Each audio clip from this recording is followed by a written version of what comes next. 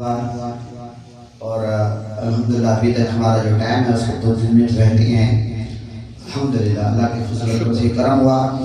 میں ایک بار آپ کی خدمت میں عرض کرتا چلوں کہ آج جشن نزول قرآن کی رات ہے اور قرآن پاک یہ وہ عظیم کتاب ہے جس کے دروازے پر اللہ نے لکھ دیا ذالک الکتاب لا ریب فیہ، جس میں شک ذرا بھی گنجائش نہیں اور جو متقین کے لیے ہدایت ہے. ہدی للمتقین، یہ وہ قرآن ہے. اللہ نے فرمایا محبوب اگر یہ بات پہاڑ پر نازل کرتا تو پہاڑ ریزہ ریزہ ہو جاتا، تو جو پہاڑ نے وزن برداشت نہیں کیا وہ کل بھی مصطفیٰ نے کیا. اور یاد رکھیں ہر قرآن پڑھنے والا ہدایت یافتہ نہیں ہوتا. جو دل و بہی کثیر ہوں وہ یہدی بہی کثیر. قرآن ہے کہ بہت سارے لوگ قرآن پڑھ کر گمراہ ہو جاتے ہیں اور بہت سارے لوگ قرآن پڑھ کر ہدایت پاتے ہیں. جو خوارج تھے جن کے خلاف پاک فوج لڑ رہی ہے، آپ کو پتہ ہے خوارج کی نسل چلی آ رہی ہے. آقا علیہ السلام کے زمانہ میں میرے آقا مال غنیمت تقسیم فرما رہے تھے. ایک خوارج کا شخص ہے ذوالخویسرہ نامی.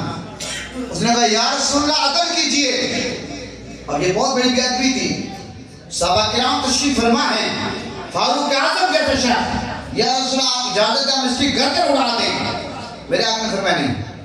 جب وہ آقا علیہ السلام کی طرف پشت کر کے چلا، حضور کی بے ادبی کی، تو میرے آقا نے فرمایا صحابہ دیکھ لو اس کی نسل سے لوگ پیدا ہوں گے، نمازیں پڑھیں گے اتنی کہ تم ان کے سامنے میں نمازوں کا کم جانو گے، روزے رکھیں گے، حج کریں گے، زکوٰۃ دیں گے، نیک اعمال کریں گے، قرآن پڑھیں گے، ان کا حلق سینے اترے گا. پھر آقا علیہ السلام کی نشانیاں بتائیے، مختلف نشانیاں بتائیے. ٹھیک ہے، تو بعد یہ حدیث کی 50 کتب موجود ہے. اور یہ بات میرے آقا نے مجھ سے اور آپ سے نہیں کی کہ ان کے سامنے اپنے نمازوں کو کم جانو گے. یہ بات آقا علیہ السلام نے صحابہ کرام کے سامنے کی. اور صحابہ کی عظمت کیا ہے ابھی آپ نے سنا کہ صحابی کی تعریف ہی ہے کہ جس نے ایمان کی حالت میں چہرہ مصطفیٰ تکا ہو اور ایمان پہ اس کو موت آئی، وہ صحابی ہے. دنیا کا کوئی غوث ہو، قطب ہو، ابدال ہو، اس صحابی کے مقام تک نہیں پہنچ سکتا. کیوں کہ صحابی اعمال سے نہیں بنتا، صحابی دیدار مصطفیٰ سے بنتا ہے. اگر کسی نے ایک نماز بھی نہیں پڑھی، کلمہ پڑھ لیا، حضور کو دیکھ لیا، اب وہ فوت ہو گیا، شہید ہو گیا. کائنات کا کوئی غوث قطب ابدال جس نے چپے چپے میں سجدہ کیا ہو اس کے مقام تک نہیں پہنچتا. حضور نے فرمایا میرا صحابی اٹھے بار جاؤ حج کرے، میرا امت کی احد پہاڑ کے برابر سونا حج کرے، پھر بھی میرا صحابی زیادہ ہے. ارے آپ تو صحابی کی بات کرتے ہیں، جو صحابی کو دیکھے وہ تابعی ہے. کائنات کا غوث قطب ابدال تابعی کے مقام تک نہیں پہنچ سکتے، جو تابعی کو دیکھے وہ تبع تابعی ہے. محترم حضرات، یہ بات حضور نے صحابہ کے سامنے فرمائی کہ ان کے سامنے اور فرمایا کہ تم اپنی نمازوں کو ان کے سامنے کم جانو گے، روزوں کو کم جانو گے. پتہ چلا کہ ہر قرآن پڑھنے والا، ہر نماز پڑھنے والا ہدایت یافتہ نہیں ہوتا. جو عشق مصطفیٰ میں ڈوب کر قرآن پڑھتا ہے، ڈوب کر جو صاحب قرآن کا وفادار ہے، جو میرے آقا کا غلام ہے، وہ ہدایت یافتہ ہوتا ہے. اس کو قرآن کی سمجھ آتی ہے. تو قرآن ایک منفرد کتاب ہے. اللہ تعالیٰ نے اس کتاب کو ہمیشہ کے لیے باقی رکھا ہے. اور یہ ہمارے لیے آپ کو پتہ ہے کہ ایک ایسا قرآن پاک ایک ایسی کتاب ہے جو ہمارے ہر مسئلے کا حل اس میں موجود ہے. تو لہٰذا قرآن سے اپنا تعلق جوڑیں. میں آج کی محفل ہم نے دعوت کی، کھانا کھلایا، ساتھ ہی ادھر کچھ پیسے وغیرہ ان کو بیڈ پہ پڑے تھے کمرے میں. تو جب وہ اندر گئے تو اس مولانا صاحب نے کیا کیا، وہ پیسے اٹھا کر ان کے اسی بیڈ روم میں قرآن پاک رکھا ہوا تھا، قرآن پاک کے اندر رکھ تھی. اب وہ کھانا کھا کے چلے گئے. ادھر جب اس بندہ اپنے بیڈ روم میں گیا ہے، اس نے دیکھا کہ یہ پیسے تو یہاں موجود نہیں ہیں. اب ہمارے یہاں جو لوگوں کی فطرت ہے کہ جناب دل میں بغض رکھنا، حکم یہ ہے کہ اگر کسی سے کوئی ناراضگی ہے اظہار کرو، پتہ چلے ناراضگی کیا ہے. نہیں ایسے دن میں رہ کر پھرتے رہنا، سال گزر گئے، 2 گزر گئے، پھر کہیں پتا چلا کہ فلاں بندہ اس بات پہ ناراض ہے، تو وہ مولانا صاحب نے دیکھا وہ بندہ جو ہے اس سے کتراتا ہے، ذرا سیٹ پہ رہتا ہے. اس نے کہا حضرت وجہ کیا ہے؟ آپ تو میری دعوتیں کرتے تھے، آپ کی دوری کی وجہ کیا ہے، ماجرا کیا ہے؟ اس شخص نے کہا مولانا صاحب اب عجیب بات نہیں، آپ گھر میں بٹھانے کے قابل نہیں، میں نے آپ کو عزت دی ہے، پروٹوکول دیا ہے، اپنے گھر میں بلایا، آپ کو دعوت دی، اور آپ نے میرے ساتھ یہ کام کر دیا کہ جناب میرے گھر سے پیسے اٹھا دیے. اس نے کہا حضرت میں نے آپ کے پیسے نہیں اٹھائے. اس نے کہا آپ نے اٹھائے. اس نے کہا آپ چلیں آپ کے گھر چلتے ہیں. جب گھر گئے انہوں نے کہا یہ جو قرآن پاک کا جراب لیا لے قرآن پاک کھولا، اس میں سے پیسے نکل آئے. اس وقت مولانا صاحب نے کہا افسوس، آپ یہ جو آپ نے مجھ پہ الزام لگایا، بدگمانی کا آپ شکار ہوئے، میرے بارے میں بدگمانی کی، اس پر تو جو مجھے دکھ ہے، افسوس ہے، وہ تو ہے ہی ہے، لیکن اس سے بڑا افسوس یہ ہے کہ پتہ چل گیا کہ اتنا عرصہ وہ آپ نے قرآن ہی نہیں کھولا. یہ بہت بڑا میسیج ہے، یہ بہت بڑا میسیج ہے. یہ جو 11 مہینے قرآن بند ہوتا ہے، 12ویں مہینے کھلتا ہے. ہم سمجھتے ہیں کہ قرآن صرف اس لیے ہے جناب عدالت پیشی میں تاریخ پہ جانا چوم کر جاؤ، بیٹی کو رخصت کرنا ہے جناب عالی قرآن کے نیچے سے گزارو. ہم سمجھتے ہیں قرآن اس لیے ہے اگر کہیں جرگہ ہے، لڑائی ہے، فساد ہے، صلح کا معاملہ آتا ہے، قرآن کی قسمیں کھانی ہیں، قرآن پہ لوگوں کو ہاتھ رکھوانے. اور بھائی قرآن ایک مکمل ضابطہ حیات ہے، اس کے مطابق زندگی گزارنی ہے، اس کو سمجھنا ہے. اچھا اس کی ایک اور مثال میں اگر آپ کے سامنے رکھوں، آپ ماشاءاللہ اسلام آباد میں رہتی ہیں، آپ کا کوئی بیٹا، بھائی، رشتہ دار، عزیز، دوست جناب عالی وہ بہہ رہا تھا آؤٹ کنٹری میں، امریکہ میں رہتا ہے، اللہ معاف کرے بڑے شہر کے پاس، یا چائنا میں یا کسی سعودی عرب میں کسی بھی اسلامی ملک میں رہتا ہے. وہ وہاں سے آپ کو خط بھیجتا ہے. اب تو ظاہر ای میل آ گیا ہے جناب، یہ واٹس ایپ فلاں فلاں فلاں. پہلے یہی معاملات ہوتے تھے کہ خطوط چٹھیاں لکھی جاتی تھی، اور اس چٹھی کی بڑی اہمیت ہوتی تھی، اس لیٹر کی بڑی اہمیت ہوتی تھی، اور پیاروں کو انتظار ہوتا تھا کہ ہمارا پیارا ہمارے پاس کب چٹھی لکھے گا. ٹیلی فون نہیں تھے، خیر و عافیت کا ہمیں پتہ چلے گا، صحیح نہیں. اب کسی نے چٹھی لکھی عربی میں، اب جناب عالی وہ چٹھی آ گئی، اب جناب وہ چٹھی آ گئی، اب آپ عربی نہیں پڑھ سکتے، یا انگلش میں آپ انگلش نہیں پڑھ سکتے، یا چائنیز زبان میں کسی بھی زبان میں آپ نہیں پڑھ سکتے. اب کیا کریں گے آپ؟ اب فوراً اٹھائیں گے. اس وقت آپ کو سکون نہیں آئے گا، آپ ادھر لے کر جائیں گے جو بندہ اس کی ٹرانسلیٹ جانتا ہے، چاہے انگلش ہے، چاہے عربک ہے، چاہے چائنیز ہے، کسی بھی زبان میں ہو، آپ اس کے پاس لے کر جائیں گے جو ٹرانسلیٹ جانتا ہو. مجھے آپ یہ بتائیں، یہ جو قرآن آیا ہے 30 پاروں کی صورت میں، 1450 سال گزر گئے، کبھی آپ نے غور کیا کہ اللہ نے اپنے محبوب کے ذریعے ہمیں کیا خط بھیجا ہے، کیا لیٹر بھیجا ہے، اور اللہ نے یہ جو اپنے محبوب پہ نازل کیا ہے 30 پاروں کی صورت میں، اس میں ہمارے لیے کیا ہے؟ صرف سوئم پہ، چہلم پہ، برسی پہ، فوتگی پہ، یا کوئی بندہ مر رہا ہے اس کی روح قبض نہیں ہو رہی، وہاں بیٹھ کر جناب کہتے ہیں آسانی سے کسی کو مارنے کے لیے جناب وہاں سورہ یاسین پڑھو، سورہ ملک میں، اس لیے قرآن. محترم حضرات سوچنے کی بات ہے، بابا قرآن سے ہمارا تعلق بہت کمزور ہے. جب تک ہم اپنی غلطی کا اعتراف نہیں کریں گے، جب تک ہمیں اس غلطی کا احساس نہیں ہوگا، جب تک ہمیں شرمندگی نہیں ہوگی کہ اللہ کی کتاب کے ساتھ ہم نے کیا کیا، یہ سوچنے کی بات ہے یا نہیں؟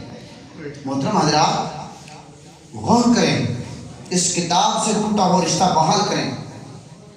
حضرت عثمان غنی رضی اللہ عنہ جیسے شخص جو قرآن سے عشق کرتے تھے، جب شہید ہوئے، آپ پہ وار کیا گیا، اس وقت آپ کی زبان بھی آیا کہ فَسَجَدْ فِيكَهُمُ اللَّهُ وَالصَّلِيُّ الْعَلِيمُ. سیدنا صدیق اکبر کی زندگی پڑھیں، فاروق اعظم کی زندگی پڑھیں کہ وہ قرآن کو کیسے پڑھتے تھے. لیکن افسوس ہم غافل ہیں. مولا علی کے بارے میں پڑھیں، مولا علی فرماتے ہیں اگر قرآن کی میں تفسیر لکھوں تو 70 اونٹ نہیں اٹھا سکیں گے، 70 اونٹ نہیں اٹھا سکیں گے۔ مولا علی فرماتے ہیں مجھے پتہ ہے کہ قرآن کی کون سی آیت کہاں نازل ہوئی، کس کے بارے میں نازل ہوئی، میں جانتا ہوں۔ ایسے نہیں کہتے کہ پورے قرآن کا علم جو ہے سورہ فاتحہ میں ہے، سورہ فاتحہ کا علم بسم اللہ میں ہے، اور بسم اللہ کا علم بسم اللہ کی با میں ہے، اور بسم اللہ کی با کا علم، بسم اللہ کے جو با کا نقطہ اس میں ہے۔ مولا علی نے فرمایا میں وہ نقطہ ہوں۔ یہ بات یہ ہے کہ افسوس ہم قرآن سے اب بخوبی جانتے ہیں کہ آقا علیہ السلام نے اس کو تلاش کرنے کے لیے پورا مہینہ بھی آقا علیہ السلام مسجد میں بیٹھی ہے۔ پہلے عشرے میں شب قدر نہیں ملی، دوسرے میں نہیں ملی، تو آخری عشرے میں آقا علیہ السلام کو تاک راتوں میں شب قدر ملی ہے۔ اب آقا علیہ السلام کا ایک فرمان موجود ہے کہ بھئی آپ نے 21، 23، 25، 27، 29 5 راتوں میں، 5 تاک راتوں میں آپ نے شب قدر کو تلاش کرنا ہے، اس شب قدر کو تلاش کرنا ہے۔ اب آپ کو پتہ ہے کہ جو چیز بہت زیادہ اہم ہوتی ہے وہ پردوں میں ہوتی ہے، اور اگر یہ میرے آقا بتا دیتے کہ 27ویں شب ہے، پھر تو آپ کو پتہ ہے کہ جس طرح ہم سست لوگ ہیں، ہاتھ پہ ہاتھ رکھ کر بیٹھ جاتے، اتنی عبادت نہ کرتے، اس طریقے سے جب ہم تاک راتوں میں عبادت کرتے ہیں تو ہمیں ایک تو عبادت کا جو مزہ ہے، جو ذوق ہے، اور عبادت کی سعادت بھی مل جاتی ہے، اور کیا پتہ شب قدر کب ہو۔ اور یاد رکھیں یہ اور بات ہے، زیادہ تر محدثین کرام حضرت شاہ عبدالعزیز رحمۃ اللہ علیہ نے فرمایا کہ شب قدر جو ہے لیلۃ القدر سورہ قدر میں یہ کیونکہ 3 بار آئی ہے، تو کہتے ہیں کہ 3 کو اگر آپ جناب اس کے جو حروف بنتے ہیں 9 بنتے ہیں، 3 کو اگر 9 سے آپ جناب دیں تو 27 بنتی ہیں، تو ان کے حساب کے مطابق تو وہ یہ کہتے ہیں کہ شب قدر جو ہے وہ 27 کو ہے۔ اور بھی بہت سارے صحابہ اہل بیت کی روایات یہ موجود ہیں جو یہ کہتے ہیں کہ شب قدر جو ہے سب سے زیادہ چانس کا 27ویں شب کو ہوتا ہے، لیکن کیونکہ حضور نے فرما دیا ہمیں تلاش کرنا، ہمیں اس کو تلاش کرنا۔ اب شب قدر کو جب ہم پا لیں، اس میں ہم نے عبادت کرنی اللہ رسول کے رضا کے لیے۔ حدیث میں آتا ہے کہ جس نے ایمان اور ثواب کی نیت سے، پہلے نمبر پر تو ایمان ضروری ہے، الحمدللہ ہمارے ایمان ہے، الحمدللہ حضور کا کلمہ پڑھتے ہیں، اور دوسرے نمبر پر جو پتہ ثواب کی نیت سے اس رات کو عبادت کرنا، ریاکاری نہیں، دکھاوا نہیں، ٹائم نہیں پاس کرنا، دل جمی کے ساتھ ڈوب کر جو بندہ اس رات اور کیفیات میں ڈوب کر عبادت کرتا ہے، حدیث کی روشنی میں اس کے ماضی کے سارے گناہ معاف کر دیے جاتے ہیں، سارے گناہ معاف کر دیے جاتے ہیں۔ اور شب قدر کی جو بزرگوں نے علامات بتائی ہیں وہ یہ بتائی ہیں، نہ گرمی ہوگی، نہ سردی ہوگی، موسم برابر ہوگا، خوبصورت ہوا ہوگی، صبح کے ٹائم سورج جب طلوع ہوگا اس کے کرنیں بہت زیادہ تیز نہیں ہوگی، یہ مختلف علامات بیان کی گئی ہیں۔ تو اس مقدس رات میں آقا علیہ السلام اور صحابہ کرام کثرت سے عبادت کرتے تھے، اور میرے آقا حضور نبی کریم صلی اللہ علیہ وسلم کی زندگی سے یہ ملتا ہے، حضور نے آخری عشرے میں آقا علیہ السلام ہمیشہ اعتکاف میں بیٹھتے ہیں۔ جب اعتکاف میں بیٹھتے تھے تو ظاہر جب عبادت میں میرے آقا سے بڑھ کر عبادت کون کرتا، میرے آقا جب عبادت میں ہوتے تو ظاہر اس میں شب قدر بھی آ جاتا ہے۔ تو اب شب قدر کو پانے کے لیے جہاں پر ہمیں محنت کرنی ہے، آپ کو پتہ فرشتوں کا نزول ہوتا ہے، فرشتوں کا نزول ہوتا ہے۔ حضرت جبرائیل علیہ السلام اور کئی ہزار فرشتے، 70,000 فرشتوں کے بارے میں آتا ہے، دیگر آتا ہے کہ ان کی جھرمٹ میں آتے ہیں، اور جو اس رات کو عبادت میں مصروف ہوتے ہیں، شب قدر کو ان سے ملاقات کرتی ہے، اور اللہ کی رحمت جوبن پہ ہوتی ہے، یہاں تک اللہ کی طرف سے ندا آتی ہے کوئی مانگنے والا اس کو دیا جائے، ہے کوئی مرض سے شفا مانگنے والا اس کو شفا دی جائے، ہے کوئی مغفرت طلب کرنے والا کو اس کو بخش دیا جائے۔ آج کی رات بہت ہی اہم رات ہے، اہم سارا عشرہ پورا رمضان اہم ہے، اور رمضان کی اگر آپ تاریخ دیکھیں، ایک تو رمضان کی فضیلت ہے، یعنی آخر عشرے کی فضیلت، 7 راتوں کی فضیلت. اگر آپ ویسے رمضان کی جو احادیث ہے 70 کے فرض ہیں، وہ 70 فرض نفل جو ہے فرض کے برابر ہے. تاریخی حوالے سے اگر آپ دیکھیں رمضان کی پھر بھی بڑی اہمیت ہے. آپ کو پتہ ہے یکم رمضان کو حضور غوث پاک شیخ عبد القادر جیلانی کی ولادت ہوئی. 3 رمضان کو سیدہ کائنات حضرت بی بی فاطمہ الزہرا سلام اللہ علیہا کا وصال ہوا، اور 10 رمضان کو حضرت خدیجہ الکبریٰ سلام اللہ علیہا کا وصال ہوا، اور اسی طرح 17 رمضان کو ہم سب کی ماں ام المومنین حضرت بی بی عائشہ صدیقہ رضی اللہ عنہا کا یوم انصال ہے. اور 17 رمضان کو اسلام کی وہ تاریخ ہوئی جس کو غزوہ بدر کہتے ہیں. اس میں مسلمانوں کی تعداد 313 تھی اور کفار ہزاروں کی تعداد میں تھے. اسرا بھی مختصر تھا تو اللہ تعالیٰ نے مسلمانوں کو فتح نصیب کی. اور اسی طرح 20 رمضان مبارک کے بارے میں آتا ہے کہ مکہ پاک فتح ہوا اور آقا علیہ السلام خود میرے آقا مکہ پاک میں داخل ہوئے بڑی شان و شوکت کے ساتھ. اور آقا علیہ السلام مولا علی کے کاندھوں پہ سوار ہوئے. خانہ کعبہ میں جو بت تھے آقا علیہ السلام بتوں کا صفایا کیا. تو 20 رمضان کی یہ نسبت ہے. اور 21 رمضان مبارک کو مولا کائنات حضرت علی المرتضیٰ شیر خدا داماد مصطفیٰ رضی اللہ عنہ کی شہادت ہے. ولادت کعبہ میں ہوئی اور مسجد میں شہادت ہوئی مولا علی نے. ہاں ایک ڈیٹ رہ گئی 15 رمضان مبارک کو مولا علی کے لفظ جگر سیدہ کائنات کے جگر کا گوشہ حضرت امام حسن مجتبیٰ رضی اللہ عنہ امام حسین کے بڑے بھائی ان کا یوم وصال 15 رمضان کو ہے. اور 23 رمضان کی بھی ایک نسبت ہے شہداء کے ساتھ. اور 27 رمضان کو قرآن پاک کا نزول ہوا اور 27 رمضان کو پاکستان بنا ہے. اب یہ جتنے موضوعات میں نے دہرائے ہیں ذرا مجھے آپ یہ بتائیں، میں نے سب پہ تقریریں کی یا نہیں کی؟ کوئی ایک موضوع چھوڑا ہے؟ یہ تو ایک آپ دن آتے تھے. اللہ کے فضل و کرم سے یہ باتیں کرنے کا مطلب آپ کو احسان ہی جتوانا ہے. زیادہ سے زیادہ آپ سے جو توقع تھوڑی سی احساس کی ہے کہ اللہ کا فضل. آپ دیکھیں کہ الحمدللہ ڈیلی 2 ٹائم درس ہوا پورا رمضان. کبھی کو ناغا ہوا الحمدللہ. سحری سے ٹائم ہم کرتے ہیں الحمدللہ. نماز سے پہلے درس میں دیتا ہوں مختلف ٹاپک. اور ابھی زکوٰۃ پہ ہم نے 4-5 دن چلایا فجر کے اور عصر کے ٹائم ہم حدیث کا دیتے ہیں. اور میں آپ کو یہ بھی بتانا چاہوں اللہ تعالیٰ آپ سب کو پکا ٹھکا نمازی بنا دے کہ آپ لوگ پکے 12 مہینے مسجد میں آئیں. آپ کو پتہ چلے کہ رمضان کے علاوہ بھی کچھ ہو رہا ہے.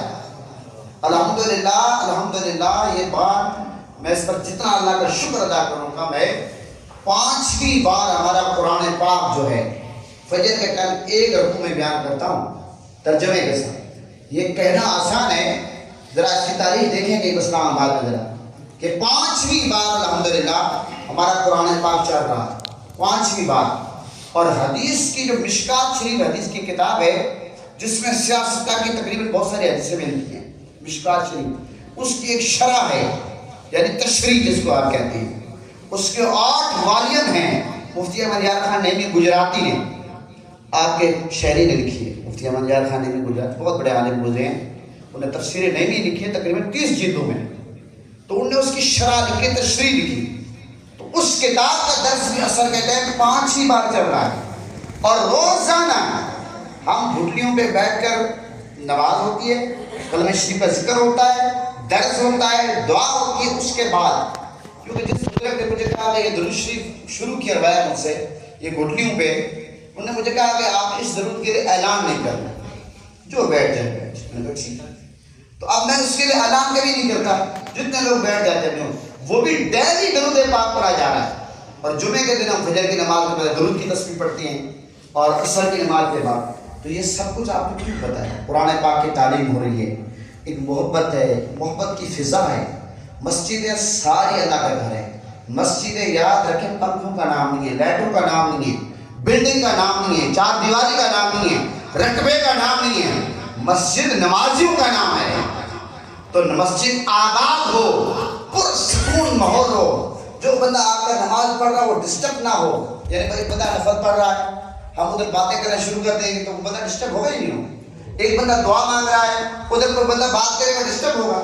تو ہم نے بھرپور کوشش کی اللہ کے فضل و کرم سے کہ ہماری مسجد میں شور شرابہ ختم ہو جائے, یہ قانون ہے جو پھس پھس پھس یہ ختم ہو جائے. اور اس کے لیے ہمیں بڑی جدوجہد کرنی پڑی اور خود عمل کیا. آپ دیکھتے ہیں کہ میں آتا ہوں کہ مجھ سے زیادہ خطیب سے زیادہ کون بول سکتا ہے, مجھ سے زیادہ کوئی بول سکتا ہے؟ میں سب سے گپیں لگاتا رہا ہوں؟ نہیں, میں کوشش کرتا ہوں کہ خود عمل کروں, میں خاموش بیٹھتا ہوں. ٹھیک ہے, بولنا ہمارا بھی کیا بولنا. ابھی میں 11 بجے تک پروگرام کروں گا, شام کو عید کے 2 پروگرام جا کر رات کو ریکارڈ کراؤں گا, 12 بجے گاڑی آئے گی سچ لیجیے. عید کے پہلے اور دوسرے دن صبح 7 سے 8 چلے. تو ہم تو ہمارا تو کام ہی بولنا ہے. ہمارے پانی اس ٹائم تھوڑا ایسے پیتے رہتے ہیں, پانی پی کر, کیونکہ اندر آگ لگی ہوئی ہے. تو یہ کام کرنا آسان کام نہیں ہے. دوبارہ یہ اللہ رسول کا کرم ہے. تو آپ لوگ اس مسجد کے نمازی ہیں اور ہم آپ کے لیے دعا گو ہیں. اللہ آپ کو شاد و آباد رکھے. آپ کا جو ماشاءاللہ اکثر پرست کے لوگ ہیں, اللہ تعالیٰ ان کو آباد رکھے. یا سی ڈی اے کے کثیر تعداد پہ لوگ آتے ہیں. سی ڈی اے کا محکمہ یہاں سے چلا گیا, آپ کو پتہ ہے 50%. لیکن آپ یہ دیکھیں, محبت دیکھیں, وہ شاہ مسجد ہے. وہ نماز پڑھنے اور جمعہ پڑھنا یہاں آتے ہیں. اور وہ کہتے ہیں شاہ جی صبح محمود سے بیٹھے, وہ کہتے ہیں جو شخص اس مسجد میں آتی ہے, اب مسجد سارا اللہ کے گھر ہے, وہ کہیں اور نہیں. پارکنگ دیکھیں, وضو خانے دیکھیں, اس بہت بڑی یہ نعمتیں جو ہیں, نعمتوں کی قدر اس وقت پتہ چلتی جب نعمت نہ ہو. آپ خود سوچیں پہلے مسجد کیا تھی, اب یہ کیا بنے. ٹھیک ہے, ہماری مسجد کی لائٹنگ آپ دیکھیں کہ اس خوبصورت لائٹنگ ہوئی. اگر آپ ایک خطیب نے آ کر دیکھی کہتے شاید بڑی خوبصورت لائٹنگ, اور میں نے کہا یہ مسجد ہے ہی خوبصورت, اس کی لوکیشن اللہ نے ایسے بنائی. تو اس لیے بابا یہ ساری باریں آپ کے ساتھ ہیں. کھڈا مارکیٹ سے کثیر تعداد میں ہمارے نمازی, آپ کو پتہ ہے آپ الحمدللہ وہاں بھی مسجد موجود ہے نیچے, اور رضا بھی ادھر موجود ہے. آپ دیکھا کریں کھڈا مارکیٹ سے ورکشاپوں سے لوگ کثیر تعداد, یہ لوگ کیوں آتے ہیں وہاں سے, مسجد ادھر موجود ہے. اس لیے ماحول دینا پڑتا ہے, اور اللہ کے فضل و کرم سے ہم نے کوشش کیا ہے, ماحول دیا ہے. آپ جمعے کے میں نے یہاں دیکھا کہ جو لوکل لوگ ہیں اکثر لیٹ آتے ہیں, اور میں جب خطاب کرتا ہوں اکثر سی ڈی کے لوگ ہوتے ہیں, اور جب سی ڈی والے نہ ہوں مجھے پتہ چلتا ہے کہ میرے نمازی تو ہیں ہی, یہ تو تھوڑی سی تعداد ہے. تو اس لیے آپ لوگ مہربانی فرما کر جمعے کے دن ہم ایک ٹاپک پہ بات کرتے ہیں, کمپلیٹ ٹاپک پہ بات کرتے ہیں. تو یہ ساری باتیں بتانے کا مقصد صرف اور صرف پہلے نمبر پہ اللہ کا شکر ادا کرنا حضور کے صدقے, دوسرے نمبر پر صرف اور صرف اتنی بات ہے کہ آپ لوگ خوش نصیب ہیں, اور اس خوش نصیب کو اللہ تعالیٰ نظر بد سے بچائے. ہمارا یہاں بہت خوبصورت ہے, پرامن ہے. سیاستیں, شرارتیں, معاملات, لڑائی جھگڑے, فسادات, جو پہلی باتیں ہونے ہی چاہیے, امن امن امن پیس. لیکن اگر کوئی کہتا ہے کہ شوق ہے, بڑی دنیا پڑی ہے. مسجد کو ہم نے امن کا گھر ہے, امن میں رہنا. ماشاء اللہ تعالیٰ سب پہ کرم فرمائے. بچے ہمارے مہمان کہاں ہیں, خواہشات کو کرو. میں آج کی محفل کے اختتامی اشعار پہ کرتا ہوں. سیدہ کائنات حضرت بی بی فاطمہ الزہرا سلام علیہا, دختر رسول اور جگر گوشہ رسول کی بارگاہ اقدس میں اشعار پیش کر کے ہم بات ختم کرتے ہیں. حیا کے ماتھے کا تاج زہرا, حیا کے ماتھے کا تاج زہرا, وفا پرستی کی لاج زہرا, مقام خون حسین کیا ہے, کرے گی جنت میں راز زہرا. زمانے بھر میں جو بٹ رہا ہے تیرے گھر کا اناج زہرا, جو تیرے شوہر سے بغض رکھے مریض ہے لا علاج زہرا. اور پیر نصیر الدین نصیر علیہ الرحمٰن نے بات ہی ختم کر دی. آؤ در زہرا پر پھیلائے ہوئے دامن, ہے نسل کریموں کی لجپال گھرانہ ہے نسل کریموں کی لجپال گھرانہ ہے. اللہ تعالیٰ ہم سب کو حامی و ناصر ہو, ہماری محفل اللہ قبول کرے. دعا فرمائے اللہ زندگی میں باقی یہ ساتھ نصیب کرے. آپ صلاۃ و سلام کے روشن پڑھیں, اس کے بعد انشاءاللہ ختم شریف دعا.